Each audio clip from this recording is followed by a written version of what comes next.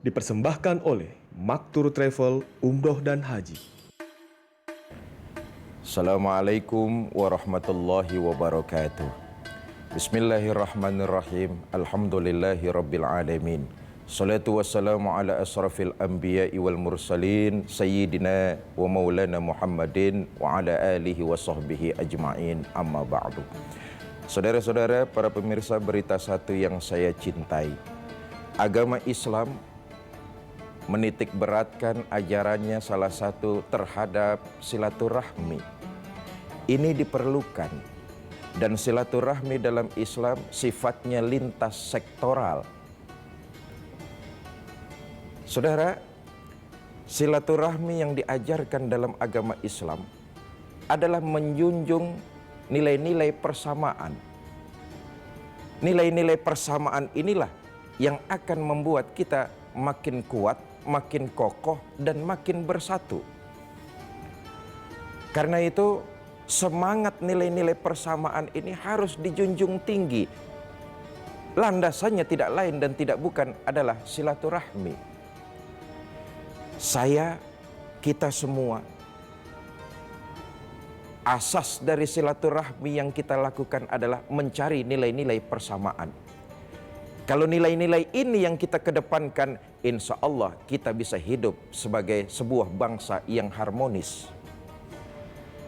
Saya adalah saudara, saudara adalah saya. Menghina saudara sama juga menghina saya. Menyakiti saudara sama juga menyakiti saya. Itulah nilai-nilai persamaan yang berangkat dari silaturahmi. Bahwa faktanya kita berlainan, iya. Berbeda organisasi boleh, berbeda partai tidak apa-apa, berbeda profesi silakan saja. Tapi silaturahmi yang kita jalin kemudian memupuk dan mencari nilai-nilai persamaan.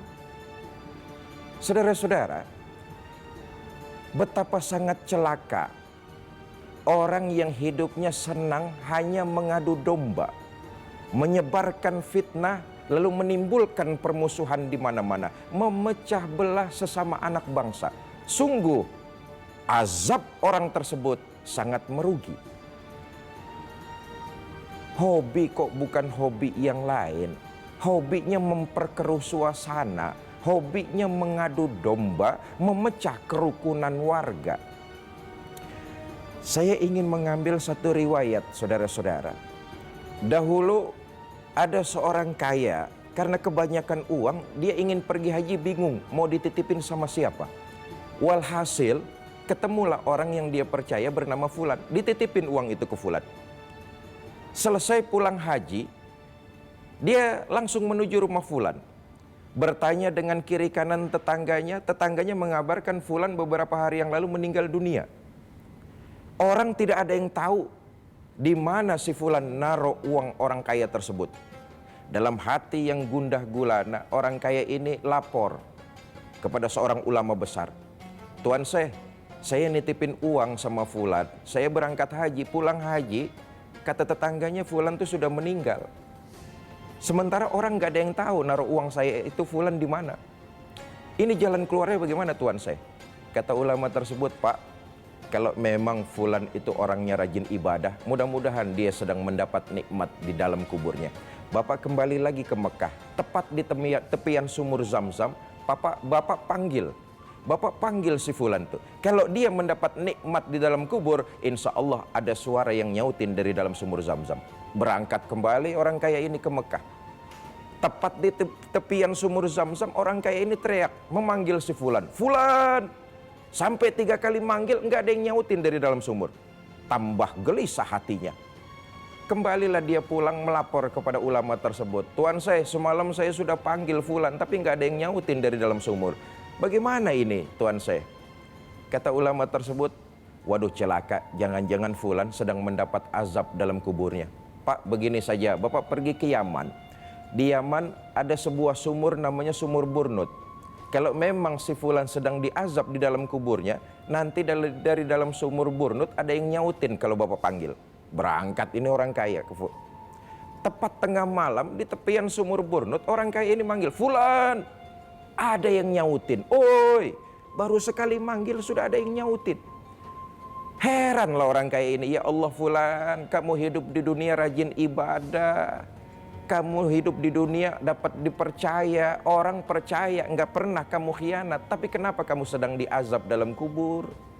Kata orang kaya ini, Pak, ketahuilah.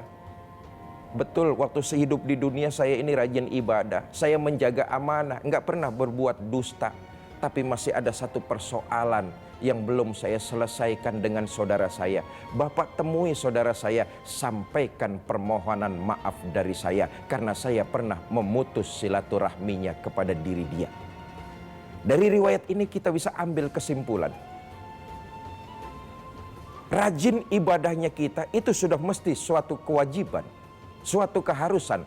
Tetapi jangan lupa, bukan cuma sekedar hablum minallah yang Allah perintahkan kepada kita, tapi hablum minannas, hubungan baik kita kepada sesama manusia. Ramadan, tempat kita saling memaafkan, saling bersilaturahmi, mengikat, makin mempererat kerukunan dan kekompakan sebagai sesama anak bangsa. Karena itu, terus galakan silaturahmi dengan satu asas, kita mencari nilai-nilai persamaan, bukan malah memperbesar perbedaan yang ada di antara kita. Ini saja yang dapat saya sampaikan. Mudah-mudahan ada manfaat. Lebih kurang saya mohon maaf. Wallahul muwafiq ila aqwamit thoriq. Assalamualaikum warahmatullahi wabarakatuh.